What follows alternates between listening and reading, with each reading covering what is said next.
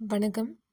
இந்த காணொளியில நம்ம என்ன பார்க்க போறோம் அப்படின்னா, சு. செல்லப்பா அவர்கள் எழுதிய ஒரு குறும்புதினம் வாடிவாசல் பார்க்க போறோம். வாடிவாசல் அப்படிங்கிற இந்த பெயர் பார்க்கும்போதே நமக்கு புரிஞ்சிருக்கும். இது ஏறு தழுவுதல், அதாவது ஜல்லிக்கட்ட பற்றின ஒரு கதை அப்படின்னு சொல்லிட்டு. இந்த கதை 1968ஆம் ஆண்டு எழுதப்பட்டிருக்கு.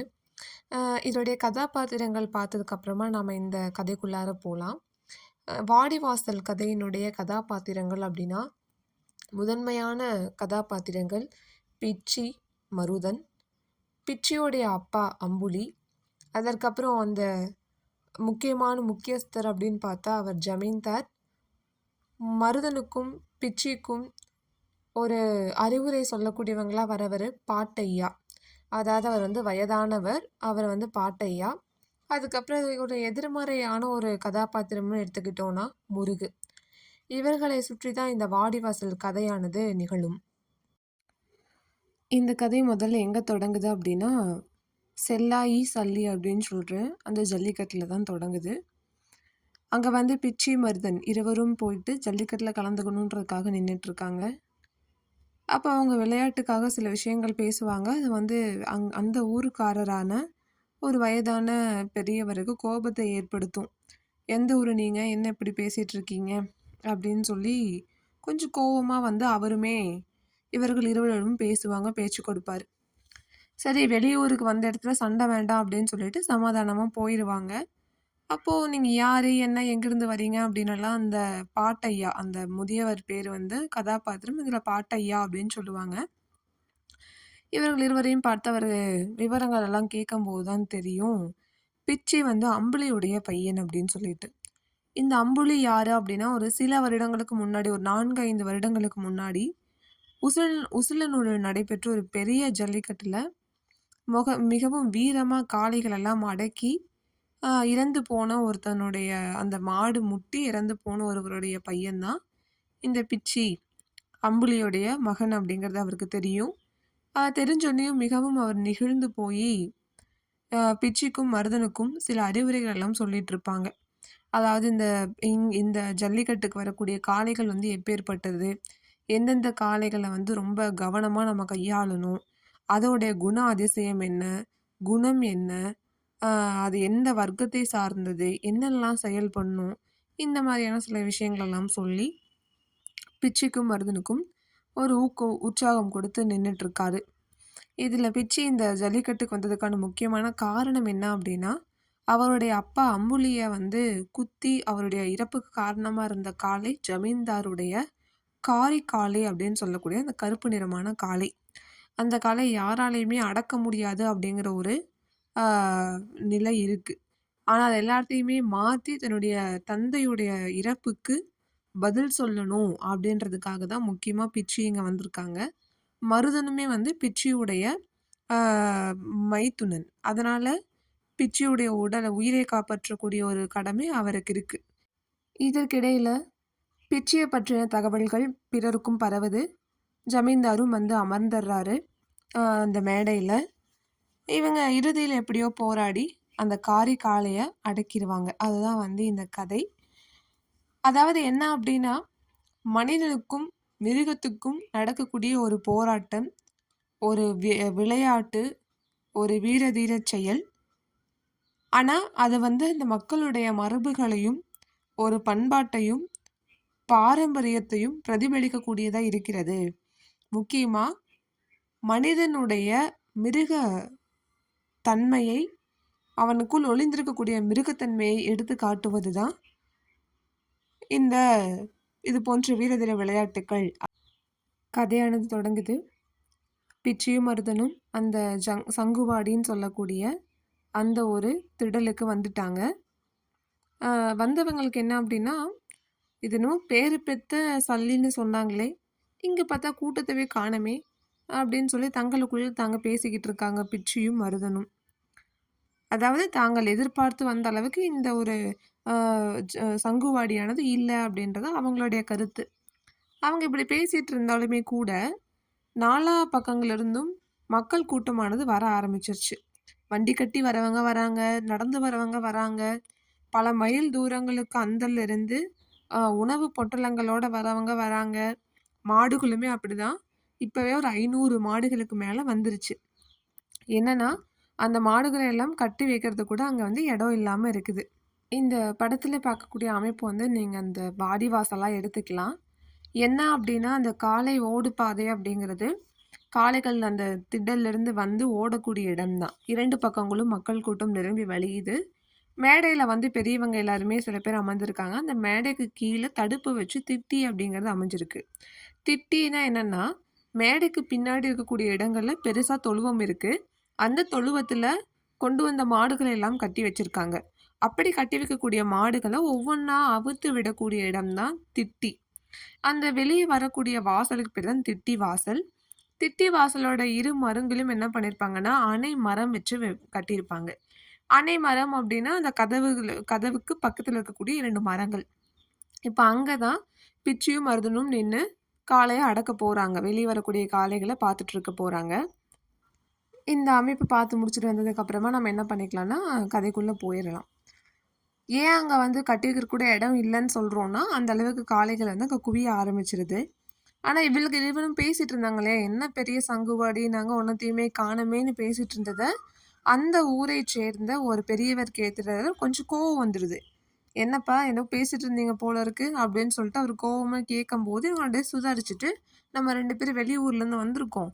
வந்த இடத்துல சண்டை வேண்டாம். அதுவும் நாம வந்த நோக்கம் வந்து வேற. சண்டை வேண்டாம்" அப்படின்னு சொல்லிட்டு, "ஐயா அப்படிலாம் இல்லைங்கய்யா. நாங்க எங்களுக்குள்ளார பேசிட்டு இருந்தோம் பாட்டையா. என்ன ஏதுன்னு சொல்லுங்க. மன்னிச்சிடுங்க தப்பா இருந்தா கூட" அப்படின்ற அளவுக்கு அவங்க இறங்கி வராங்க. "அப்ப நீங்க எந்த ஊரு?" அப்படின்னு அவர் கேட்கும்போது, இவங்க 2 பேரும் "உசிலனூர்" அப்படின்னு சொல்றாங்க. "ஏதோ உசிலனூர்லேருந்து வரீங்களான்னு?" திருப்பி அவர் கேட்கிறார். ஏன் 2 முறை கேட்கிறாரு அப்படின்னா, உசிலனூர் தான் இந்த கதை பிரகாரம் ஆ ஜல்லிக்கட்டுலயே சிறந்த ஒரு ஊர். அப்படி வருது. இவருக்கு இந்த பெரியவருக்கு ஏதேதோ சிந்தனைகள் பின்னோக்கி ஓடுது. பார்த்தா ஒரு 4, 5 வருடங்களுக்கு முன்னாடி ஒருத்தன் இருந்தான். நான் பார்த்ததுலயே அவன மாரி ஒரு சிறந்த ஒரு வீரன் நான் பார்த்ததே கிடையாது. உங்க உசிலனூர் ஜல்லிக்கட்டுல தான் நான் பார்த்தேன். எத்தன மாடுகள் மேல அப்படியே அனாயாசமா போய் விழுந்து அதெல்லாம் அடக்குனான். அவன் வந்து மனிதனா இல்ல வேற யாருன்னு கூட எனக்கு தெரியல. வீரன்னா அவன் தான் வீரன். அப்படின்னு சொல்லி ரொம்ப புகழ்ந்து பேசுறார். இதெல்லாம் கேட்டுட்டு இருக்கிற பிச்சியோட கண்கள் வந்து கலங்குது. இதற்கு பெரியவருக்கு அவருடைய பெயர் ஞாபகம் வரல. அப்புறம் கூட இருக்கிற மருதன் வந்து கண்ணால சைகை காட்டிட்டு சொல்றான். "ஏங்கய்யா நீங்க அம்புலிய தான் சொல்றீங்களா?" அப்படின்னு ஒரு கேள்வி கேட்கிறாரு மருதன். "ஆமாம்ப்பா, ஆமா. அந்த மருதன் அம்புலிய தான் நான் சொல்றேன். எப்பேர்ப்பட்ட வீரன் தெரியுமா அவன்? அவன் நம்ம வந்து ஆனா என்ன பண்றது? அந்த ஜல்லிக்கட்டுக்கு அப்புறம் அவன் அந்த மாடு குத்தி இறந்து போயிட்டானாமே!" அப்படின்னு சொல்லி தன்னோட வருத்தத்த தெரிவிக்கிறார். ஆனா, அப்போதான் மருதன் சொல்லுவான், "இந்தா நிக்கிறானே பிச்சி, அது வேற யாரும் இல்ல. அம்புலியோடைய மகன் தான்" அப்படின்ற விஷயத்த அங்க சொல்றாரு. இதெல்லாம் சொல்லி முடிக்கும்போது பிச்சியோடைய கண்கள் கலங்குது.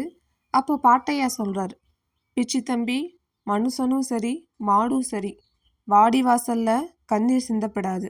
மர சாதிக்கு அது சரியும் இல்ல. அதுவும் அம்புலிய அப்பனா படைச்சவனுக்கு." அப்போ அம்புலியோடைய பெருமைய பேசுறாங்க.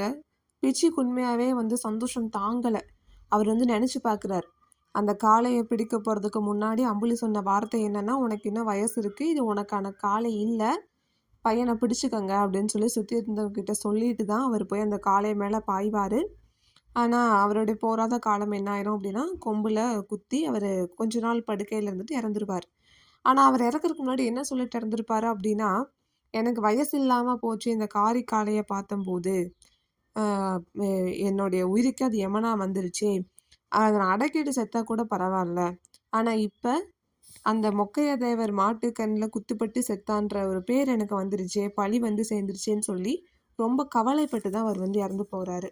அப்பதான் வந்து பிச்சி முடிவு பண்றான். நான் இந்த காளைய அடக்குறேன். எங்க அப்பாவுடைய மரணத்துக்கு நான் ஒரு பதில் சொல்றேன் அப்படின்ற ஒரு எண்ணமும் பிச்சிக்கு அப்பதான் வருது. இவர்கள் இருவரும் தயாரா இருக்காங்க. ஆனா ஏன் இன்னும் இந்த சல்லி வந்து தொடங்கல? சங்குபாடியிலேருந்து ஏன் ஜல்லிக்கட்டு தொடங்கலன்ற ஒரு கேள்வி வருது இதெல்லாம் நினைச்சிட்டு இருக்கும்போதே. அப்பதான் சொல்றாங்க, "யாருடா இவன்? அ இன்னும் ஜமீன்தாரர் வராம எப்படி இந்த சல்லியானது நடக்கும்? அவர் வந்து ஊர் தெய்வங்களுக்கெல்லாம் முகாமைக்காரர்கள் எல்லாம் வந்த பிறகு ஊர் தெய்வங்களுக்கெல்லாம் அ பூசையெல்லாம் பண்ணி முடிச்சுட்டு தானே இந்த சல்லி தொடங்கும். அப்படின்னு சொல்லிட்டு இருக்காங்க. அது ஏன் இன்னும் வராம இருக்காருன்னுலாம் கேட்கும்போது, அந்தி மசங்குற நேரம் தான் எல்லாரும் வருவாங்க. ஆனா, அவரு வரக்கு முன்னாடியே என்ன பண்ணிரும், அவங்களுடைய காளையெல்லாம் வர ஆரம்பிச்சுரும் அப்படின்னு சொல்றாங்க. அதுவும் அவருடைய காளையெல்லாம் எப்படி இருக்கும்? யானைக்கு முகப்படாம் போத்துன மாரி அப்படியே கம்பீரமா நடந்து வரும். கழுத்துல சலங்க பட்டை இருக்கும், மாலை இருக்கும். அது இல்லாம கால்கள்லயும் சலங்கை, ஜோடி சலங்கைகளெல்லாம் கட்டி, அப்படியே அந்த வரத பார்க்கறதுக்கே அவ்வளோ அட்டகாசமா இருக்கும் அப்படின்னு அந்த பாட்ட என்ன பண்ணிட்டுருக்காருன்னா, அ பிச்சிக்கும், மருதனுக்கும் சொல்லிட்டுருக்கிறார்.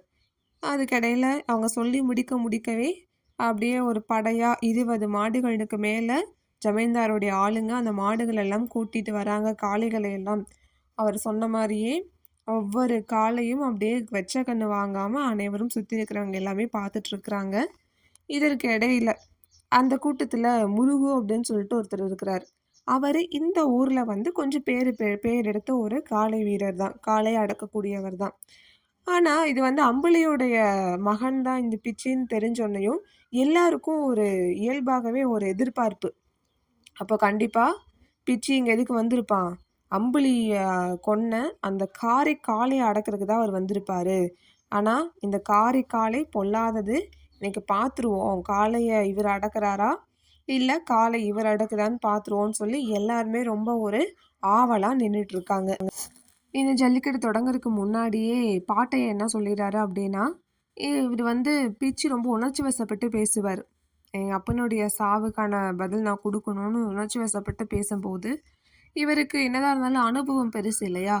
தன்னுடைய அனுபவத்துல அவர் சில கருத்துக்கள் எல்லாம் சொல்லுவார். என்னதான் இருந்தாலும் நமக்கு உசுரு பெருசு, அதையும் பார்த்துக்கோன்னு சொல்லிட்டு, பிள்ளை காளை, பழையூர் கொராலு, காட்டுப்பாளையம் மயிலை காளை, இந்த காரிக்காலை இல்லாம இது எல்லாமே கொஞ்சம் பெரிய பெரிய காளைகள் தான்.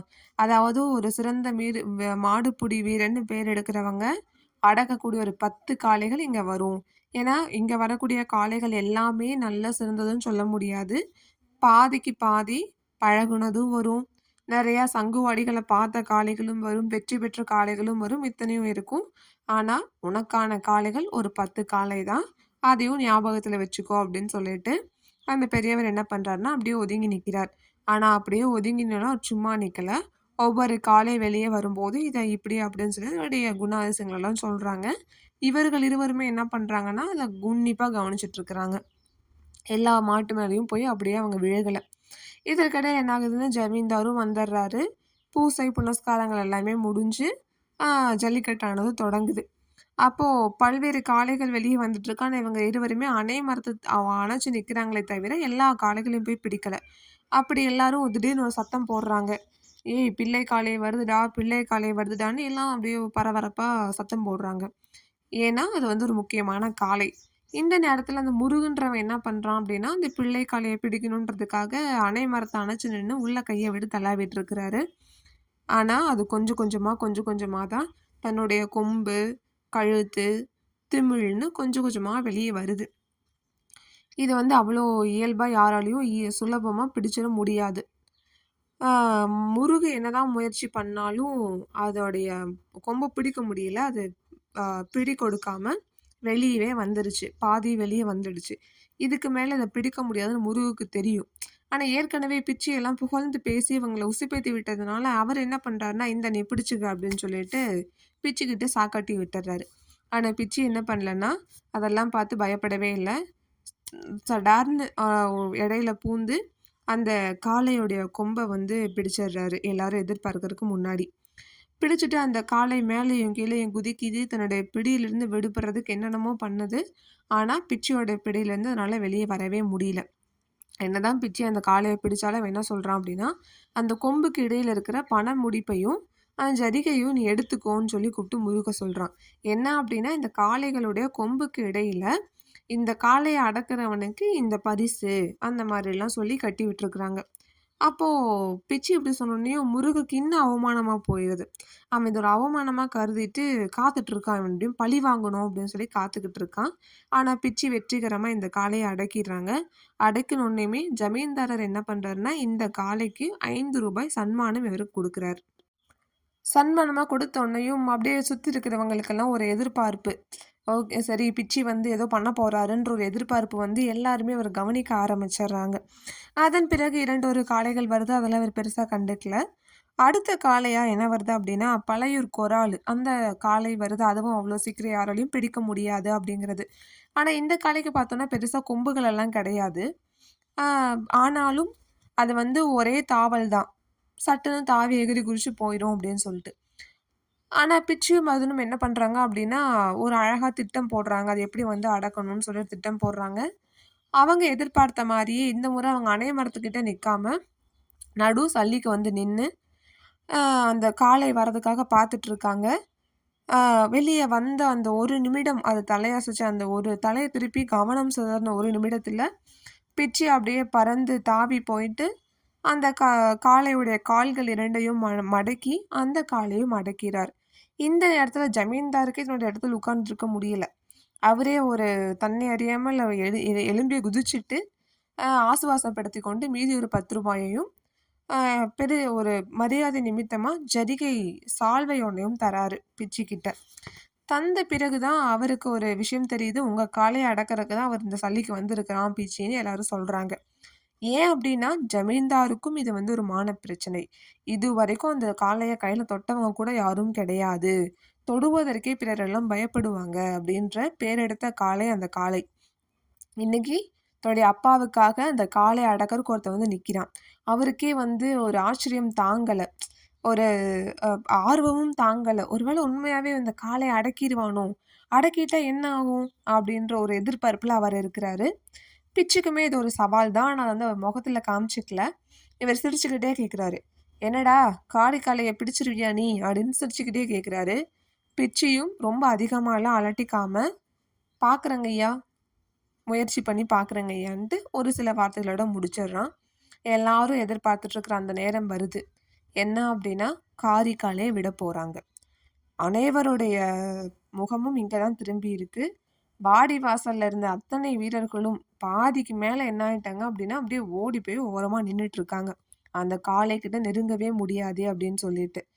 இந்த நேரத்துல இருவருமே பார்த்துட்டு இருக்காங்க. பிச்சியும் மருதனும் பார்த்துட்டு இருக்கிற இந்த நேரத்துல, அந்த காளைக்கு நேரா பிச்சி போய் நிக்கிறான். அந்த காளை மாட்டுக்கு ஒரு இயல்பு இருக்கு. அத யாரும் உசுப்பாத வரைக்கும் அது அமைதியா இருக்கும். ஆனா தன்னை எதிர்த்து ஒருத்தன் நிக்கிறான்னு தெரிஞ்சிருச்சு அப்படின்னா, அத வந்து சும்மா விடாது. அதுதான் அதோடைய இயல்பு. இப்படி அவன் நின்னுட்டு இருக்கிற நேரத்துல என்ன பண்றான்னா, முருகு எதிர்பாராத நேரத்துல சத்தம் காட்டி அத உசுப்பேத்தி விட்டுர்றான். இத பார்த்தோனேயும் பாட்டையாக்கு பயங்கரமா கோவம் வந்துட்டு அவர் திட்டுறாரு. "நீ எல்லாம் ஒரு ஆம்பள தானா? ஆ இப்படிதான் பண்ணுவியா? நீ என்ன ஒரு வீரனுக்கு அழகா? ச்சே! நீ எல்லாம் ஒரு மனுஷ பிறப்பே இல்ல." அப்படின்னு சொல்லி பயங்கரமா திட்டுறாரு. ஆனா இப்ப வேற வழியே இல்ல. அந்த காளை கோவத்துல நிக்கிது. காளைக்கு முன்னாடி பிச்சு நிக்கிறாரு. வாழ்வா சாவான்ற ஒரு இடம் தான் இந்த இடம். ஏன்னா, அந்த விலங்குக்கும் என்ன நடக்குதுங்கிறது தெரிய போறது இல்ல. அதோடைய குணம் தன்னை எதிர்த்து நிக்கிறவன தாக்கணும் அப்படிங்கிறது தான். அப்போ ஒரே நிமிடம் தான் பிச்சி மருதன பார்த்து ஆ சைகை செய்றாரு. இருவரும் ஒரே சமயத்துல வேறு வேறு திசையில ஓட ஆரம்பிக்கிறாங்க. அந்த காளை யார தொடர்றதுன்னு ஒரு வினாடி தயங்குனாலும், நேரா திரும்பவும் பிச்சிக்கு நேரா தான் முகத்தை காட்டி நிக்கிது. இந்த நேரத்துல எல்லாரோட இதய துடிப்பும் கேக்குது அவங்களுக்கே. எப்படியோ ஒண்ணு அது கண் இமைக்கிற நேரத்துல பிச்சி அந்த மாட்டுடைய கொம்ப பிடிச்சர்றான். அந்த மாடும் சும்மா இல்ல. மேலேயும் கீழேயும் குதிக்குது. 3 முறை குதித்து சுற்றி சுழன்று நிக்கிது. எல்லாருமே பரபரப்பா பார்த்துட்டு இருக்காங்க. 3வது தாவல்ல பிச்சியோடைய பிடியானது விலகுது. அதே சமயத்துல அத கொம்ப வச்சு என்ன பண்ணுதுன்னா அலைக்குது. அலைக்குது அப்படின்னா, அந்த பக்கம் இந்த பக்கம் தன்னுடைய தலைய வந்து ரொம்ப வேகமா சிலுப்புது. ஏன்னா, அந்த காளை மாட்டுக்கும் தன்னுடைய தோல்விய ஒத்துக்கக்கூடிய மனப்பான்மை கிடையாது. இதற்கிடையில ஆ ஒரு முறை பிச்சியோட பிடி தவறி அவரு போய் கீழ விழுந்தர்றாரு. ஆ அடக்கி முடிச்சதுக்கு அப்புறமா அடக்கிறாரு. அடக்கி முடிக்கிற அத மண்டியிட செஞ்சது பிறகுமே, அது தன்னோட ரோஷம் தாழாம தூக்கி வீசுது அவர. போய் கீழ விழுந்தர்றாரு. அப்படி விழுந்தவர் முன்னாடி ஓடி போய் நிக்குது இந்த காளை, காளை. கொம்புகளுக்கு இடையில ரத்தம் பாக்குமா? பாக்காதா? அப்படின்னு சொல்ற ஒரு எதிர்பார்ப்புல எல்லாரும் நின்னுட்டு இருக்கிற நேரத்துல, ஆ காளையானது முன்னோக்கி வருது. அது சரியா பாயக்கூடிய நேரத்துல மருதன் என்ன பண்றாரு அப்படின்னா, ஒரு நூல் இழையில பிச்சிய பிடிச்சு பின்னோக்கி இழுத்துடுறாரு. அதற்கிட பிறரெல்லாம் வந்து அந்த காளை மாட்டோடைய வாலை பிடித்தும், அதோடைய கழுத்துல இருக்கிற அந்த சர மாலைகளை பிடித்தும் கொண்டு போயிடுறாங்க. இருந்தாலும் அந்த காளைக்கு கோவமே தாழல. அந்த மணல் மேட்டை நோக்கி அப்படியே அந்த ஓடுபாதையில ஓடிட்டு, அந்த நிலத்துல போட்டு தன்னுடைய கொம்புகளை இடிக்குது, காலால உதைக்குது. ஒரு மாரி மூர்க்கமா பெருமூச்சு விடுது. இவ்வளவும் பண்ணுது.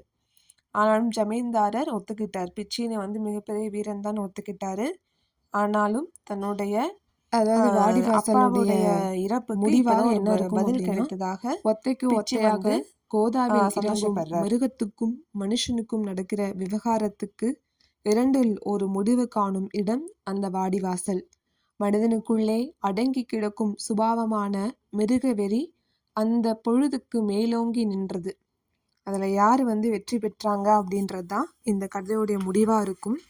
இது அது சார்ந்து இன்னொன்னு என்னன்னா, ஒவ்வொருத்தவங்களுக்குமே அவங்களுடைய அதிகாரத்தை நிலைநாட்டணும், தன்னுடைய அடையாளத்தை நிலைநாட்டணும் அப்படிங்கிற ஒரு எண்ணம் இருக்கும். அப்படி இருக்கும்போது பிச்சிக்கும் சரி, ஜமீன்தாருக்கும் சரி, இது வெறும் காளையை அடக்கக்கூடிய ஒரு நிகழ்வோ, இல்ல தன்னுடைய தகப்பனுடைய இறப்பிற்கு பதில் தேடக்கூடிய நிகழ்வோ இல்லாம, ஒரு ஏழை அவனுடைய பலத்தை நிரூபிக்கக்கூடிய இடம். ஒரு ஜமீன்தார் அவருடைய தோல்வியை சந்திக்கக்கூடிய ஒரு புள்ளி.